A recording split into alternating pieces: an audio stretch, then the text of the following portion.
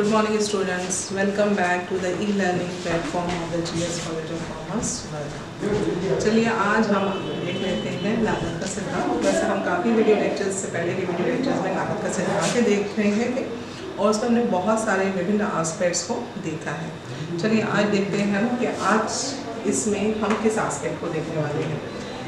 इससे पहले के वीडियो लेक्चर में हम लोगों ने देखा था अल्पकालीन लागत व्यवहार, ठीक है, जिसमें हमने कुल लागत, औसत लागत और परिवर्तन कुल लागत, औसत लागत, उसी प्रकार से सीमांत लागत को देखना है, ठीक है। आज हम देखने वाले हैं दीर्घकाल में लागत व्यवहार विश्लेषण, ठीक है। दीर्घकाल में लागत व्यवहार विश्लेषण और उसमें जो मुख्य रूप से दो एस्पेक्ट्स हम जो देखेंगे वो है आपका दीर्घकाल में जो लागत है उसमें हम दो एस्पेक्ट्स देखते हैं। एक है दीर्घकालीन औसत लागत और दूसरा है दीर्घकालीन सीमांत लागत, ठीक है। इसमें दो ही एस्पेक्ट्स होते हैं जो कि कवर होते हैं। चलिए देख लेते हैं कि दीर्घकालीन औसत लागत क्या है। देखिए पहले तो हम ये देखें कि जो दीर्घकाल है उस दीर्घकाल में उत्पादन के जितने भी संसाधन हैं वो सारे कैसे हो जाते हैं, परिवर्तनशील हो जाते हैं, ठीक है। इसमें स्थिर संसाधन की हम बात नहीं करते क्योंकि सारे संसाधनों को की क्वांटिटी को हम क्या कर सकते हैं, बढ़ा सकते हैं। और सारे संसाधनों की क्वांटिटी को बढ़ाने के बाद हम जो है उत्पादन की संख्या को, उत्पादन की क्वांटिटी को भी जो है अपने अनुसार, अपने रिक्वायरमेंट के अनुसार बढ़ा सकते हैं, ठीक है। तो दीर्घकाल में बेसिकली जो लागत है वो दो दृष्टिकोण से देखी जाती है। एक है आपका दीर्घकालीन औसत लागत, ठीक है, और दूसरा है दीर्घकालीन सीमांत लागत। तो इसमें दीर्घकालीन औसत लागत क्या है, जो है इसकी परिभाषा किस प्रकार से की गई है वो देख लेते हैं। दीर्घकालीन औसत लागत वक्र वह वक्र है जो दीर्घकाल में उत्पादन के प्रत्येक संभव स्तर के लिए न्यूनतम लागत को प्रकट करता है, ठीक है। जो दीर्घकालीन औसत लागत वक्र जो होता है वो बेसिकली किस चीज़ को दर्शाता है, वो दर्शाता है कि दीर्घकाल में जो फर्म है वो फर्म अपने विभिन्न जो संयंत्र है या जो प्लांट है उन प्लांट का उपयोग कर कम से कम कॉस्ट पर, कम से कम लागत पर उत्पादन कर सकती है, ठीक है। तो यहाँ पर हम ये भी देखते हैं कि दीर्घकाल में अनेक संयंत्र संभव है, ठीक है, और अनेक संयंत्र संभव होने के कारण, प्लांट संभव होने के कारण जो है उसमें अलग अलग जो उत्पादन क्षमता है उस हिसाब से अलग अलग उत्पादन क्षमता के अकॉर्डिंग जो उत्पादन की लागत होती है वो भी अलग अलग होती है, ठीक है। और उसमें से जो सबसे न्यूनतम लागत है, एक न्यूनतम लागत जो एक पर्टिकुलर क्वांटिटी के लिए रिक्वायर्ड होती है, उस संयंत्र का एक फर्म उपयोग कर सकती है और उसके अकॉर्डिंग उत्पादन कर सकती है, ठीक है। दीर्घकाल में जो औसत लागत वक्र होता है बेसिकली वो औसत लागत वक्र बहुत सारे जो शॉर्ट टर्म अल्पकालीन औसत लागत वक्र होते हैं उनका एक प्रकार से कॉम्बिनेशन होता है, ठीक है। और उसके अनुसार ही जो न्यूनतम लागत है, ठीक है, जो ऑप्टिमम पॉइंट है वो ऑप्टिमम पॉइंट निकाला जाता है और उसी ऑप्टिमम पॉइंट पर फर्म जो है उत्पादन कर सकती है और उत्पादन करती है। चलिए देख लेते हैं ये दीर्घकालीन औसत लागत वक्र को, इसको किस तरीके से, इसको एक ये आपका टेबल और डायग्राम के माध्यम से दर्शाया गया है, ठीक है। कैसा क्या पॉसिबिलिटी है, तो देखो उत्पादन की विभिन्न पॉसिबिलिटीज़ दर्शाई गई है। ये विभिन्न पॉसिबिलिटीज़ क्या है, 1000 यूनिट का उत्पादन हो रहा है, उसी प्रकार से 2000 यूनिट का उत्पादन हो रहा है, 3000 यूनिट का उत्पादन। मैंने इससे पहले अभी आपसे कहा कि दीर्घकाल में फर्म जो है अनेक प्लांट का, जो फर्म के जो विभिन्न प्लांट हैं, ठीक है, उनका उपयोग कर सकती है। अल्पकालीन जो शॉर्ट टर्म एवरेज कॉस्ट भी हम उसे कहें तो वो शॉर्ट टर्म एवरेज कॉस्ट को हम कंसिडर कर सकते हैं, ठीक है। तो यहाँ पर अल्पकालीन लागत प्रवृत्तियाँ दिखाई गई हैं, ठीक है। ये तीन पॉसिबिलिटीज़ हमने यहाँ पर दिखाई है अल्पकालीन लागत की। एक है आपका SSC 1, दूसरा है SSC 2, तीसरा है SSC 3। इसको हम शॉर्ट रन प्लांट या short run average cost curve या फिर अल्पकालीन लागत वक्र दिखाएंगे, या फिर हम उसको एक दूसरी भाषा में बोले तो प्लांट कैपेसिटी, एक शॉर्ट टर्म के प्लांट कैपेसिटी भी उसे बोल सकते हैं, ठीक है। तो ये जो है पहले जो 1000 यूनिट्स का जो उत्पादन है, क्षमता है, उस वक्त यदि हम SSC 1 में उत्पादन करते हैं तो उसकी उत्पादन लागत क्या होगी? उस वक्त उसकी उत्पादन लागत होंगी 90 रुपये, ठीक है। उसी प्रकार से SSC 2 में जो है उस वक्त उत्पादन लागत उसकी होंगी 100 रुपये और SAC 3 में वही उत्पादन लागत होंगी 110 रुपये, ठीक है।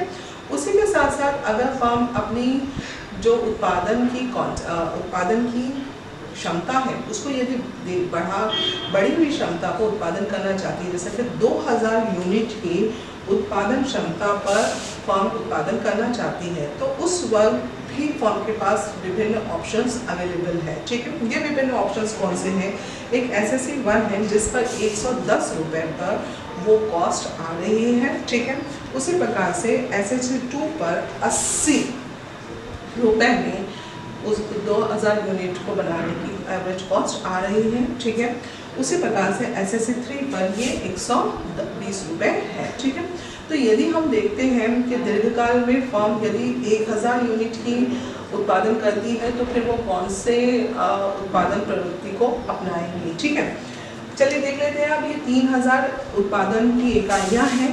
3000 उत्पादन इकाइयों पर फर्म के पास जो है अगेन 3 ऑप्शंस अवेलेबल हैं। इन 3 ऑप्शंस पर जो है फर्म 3 संयंत्र का भी हम बोल सकते हैं, 3 प्लांट साइज पर फर्म जो है उत्पादन करती है। तो पहला जो है उसमें SSC 1 पर या प्लांट 1 जो है उसका जो उत्पादन क्षमता है, उत्पादन की जो लागत है वो 140 रुपये है। दूसरे पर 110 आ रही है और तीसरे पर 100 रुपये लागत आ रही है, ठीक है। तो अब जो फर्म है वो फर्म इन तीनों में से 3 पॉसिबल ऑप्शंस में से वो पॉसिबल कॉस्ट को चुनेगी जो सबसे कम होगी। तो अगर हम 1000 उत्पादन की इकाई की बात करते हैं तो उस वक्त फर्म जो है 90 रुपये जो कॉस्ट है उसको प्रेफर करें, क्योंकि ये 3 ऑप्शंस में 90, 100 और 110, इसमें जो सबसे कम कॉस्ट है वो है 90 रुपये, ठीक है। तो फर्म बट नेचुरल है उस 1000 यूनिट के उत्पादन के लिए SSC 1 का चयन करेंगे, ठीक है।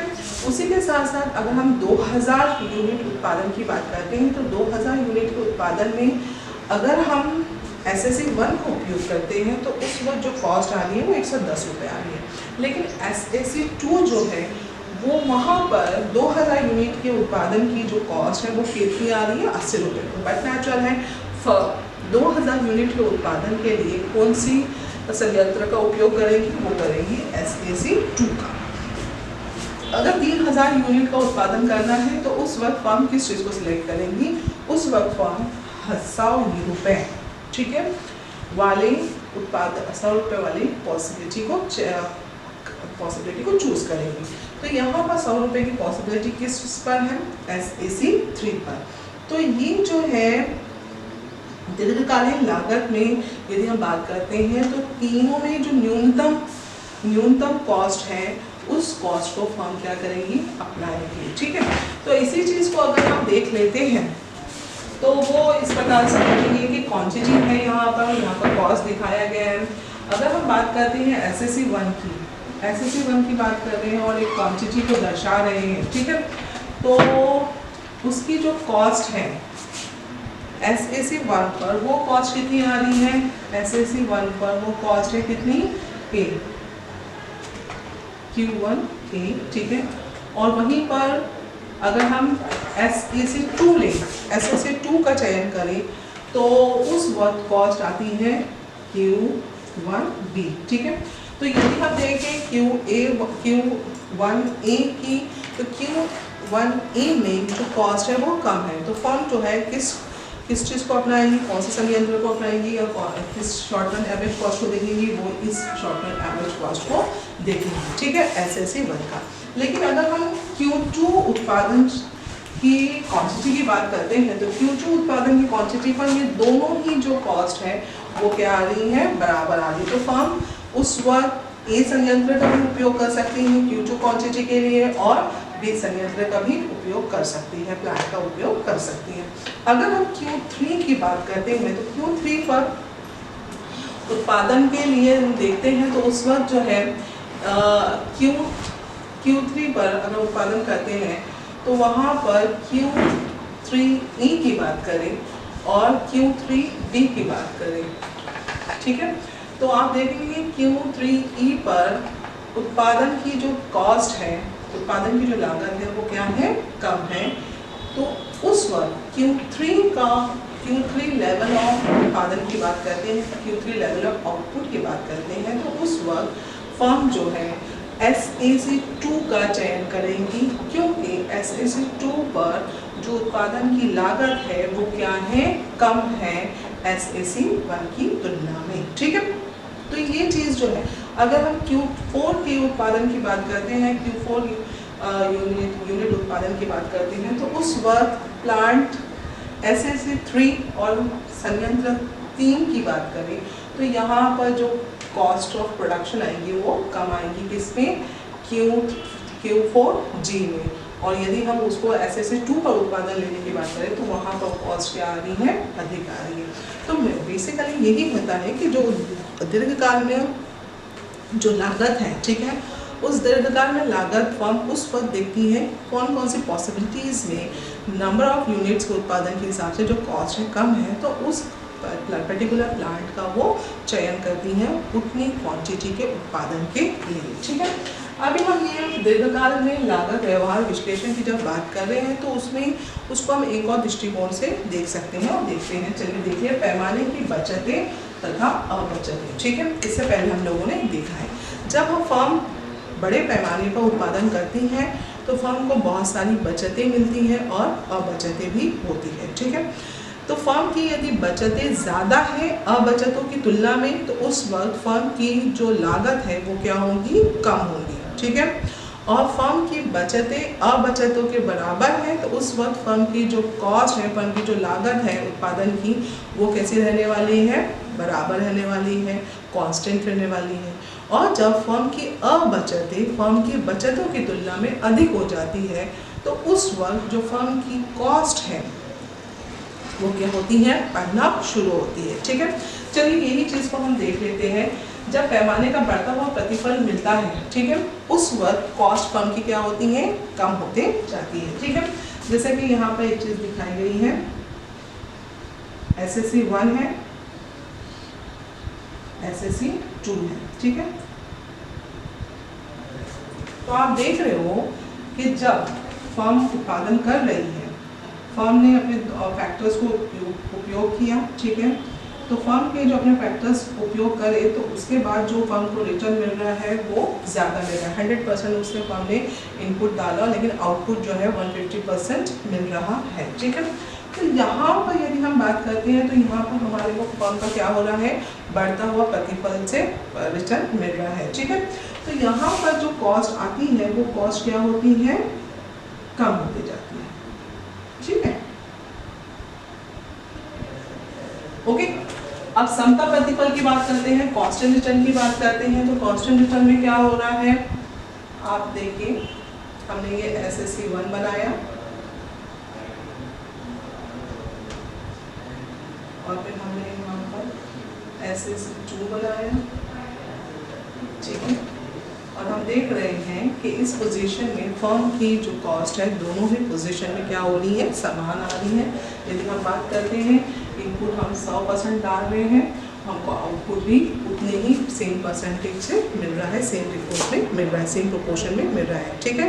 100 का ही 100 रिटर्न मिल रहा है। तो उस वक्त जो हमारा वक्र है, अगर हम कॉस्ट की लॉन्गर एवरेज कॉस्ट कर्व की बात करते हैं तो वो कैसा हो रहा है, कांस्टेंट हो रहा है। अब घटता हुआ प्रतिफल की बात करें, मतलब घटता हुआ प्रतिफल में क्या हो रहा है, फर्म की जो अबचतें हैं वो बचतों से क्या होगी, ज़्यादा होगी। तो फर्म की जो कॉस्ट है वो क्या होना शुरू होगी, बढ़ना शुरू होगी। यहाँ पर हम जो है दो SAC वक्र बनाते हैं,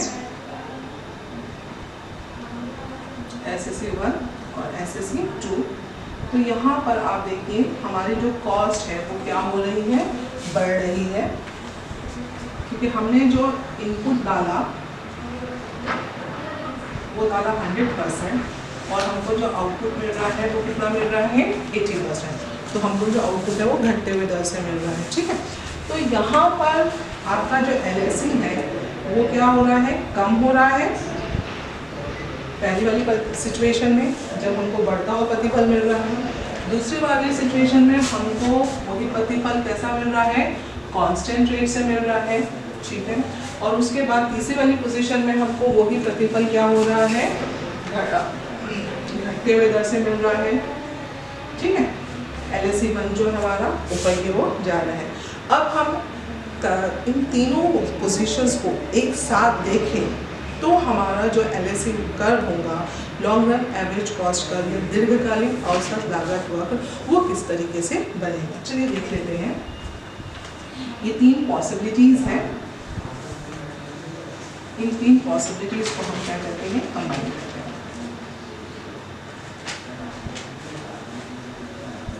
SSE 1, SSE 2, SSE 3,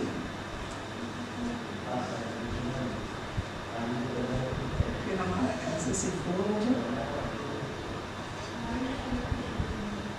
और उसके बाद हमारा SSE 5। SSE 4 फिर SSE 5। अब यदि हम इन सारे पॉइंट्स को, ठीक है, मिनिमम पॉसिबल कॉस्ट पोजीशंस की बात करें, ठीक है, इन सारे SSEs को यदि हम क्या करते हैं, ज्वाइंट करते हैं,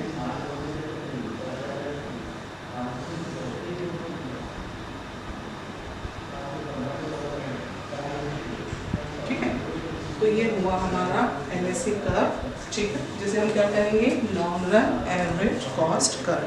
ये long run average cost curve या फिर हम जैसे हिंदी में कहेंगे दीर्घकालीन औसत लागत वक्र, ये औसत लागत वक्र जो है विभिन्न शॉर्ट रन एवरेज कॉस्ट से ही मिलकर बनता है, ठीक है। जब हम long run average cost curve की बात करते हैं, दीर्घकालीन औसत लागत वक्र की बात करते हैं, तो दीर्घकालीन औसत लागत वक्र भी जो है वो यू शेप का होता है, जैसे कि आपका शॉर्ट रन एवरेज कॉस्ट होता है। लेकिन इसका जो इसे हम फ्लैक्टर या यू शेप कर्व भी कहेंगे, ये बहुत ज़्यादा ऐसा आपका एकदम ही जिस तरीके से SSE कर्व होता है उसके एग्जैक्टली वैसा ही LSE कर्व नहीं होता है, थोड़ा सा फ्लैटन कर्व होता है, ठीक है। तो ये हो गया आपका दीर्घकालीन औसत लागत वक्र, ठीक है। इसी कुछ विशेषताएं हैं, इसी कुछ जो विशेषता है आपकी औसत लागत वक्र की, वो हम इसके बाद के वीडियो लेक्चर में और साथ ही साथ जो हमारा नेक्स्ट एस्पेक्ट है सीमांत लागत, वो देखेंगे और उसके बाद भी हम जो है हमारा ये चैप्टर कंप्लीट हो जाएगा। Thank you.